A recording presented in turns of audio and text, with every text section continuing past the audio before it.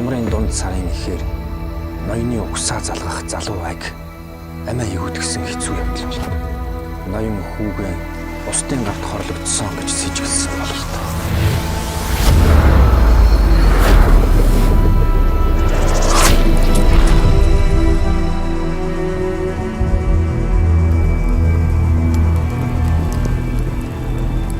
Өчим чи ч гэсэн хүүгээ дагуулад энд ингэж суух биз. Хүн ноён болохоор өвөөгийн захиасыг зарлиг мэт авах болно.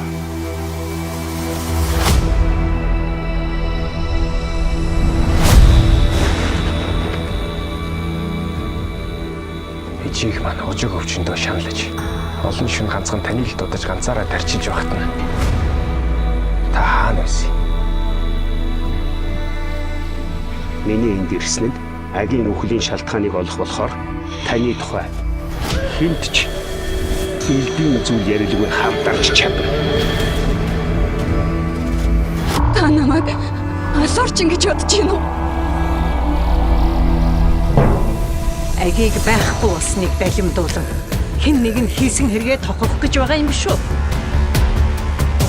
Атгсан сэжүүр нотогсон баримтаан түшиж өнөө энд ирлээ.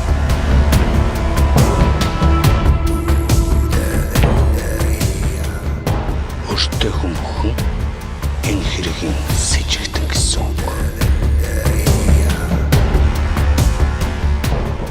Чи чинь бас юунд тоглоом эхлүүлээд оногдоод энэ юм.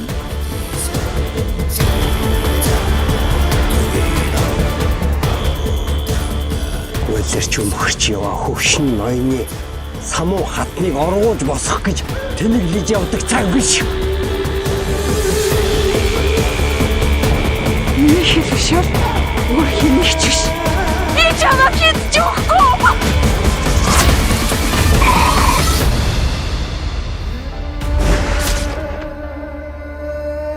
Намайг хүлээгч нэм сэтгэл байхад надад өдөр шөнийн ялгаа алгаа. Би удахгүй ирнэ. Эргэж ирэхдээ энэ дараалах надад зүүж өгөөрэй.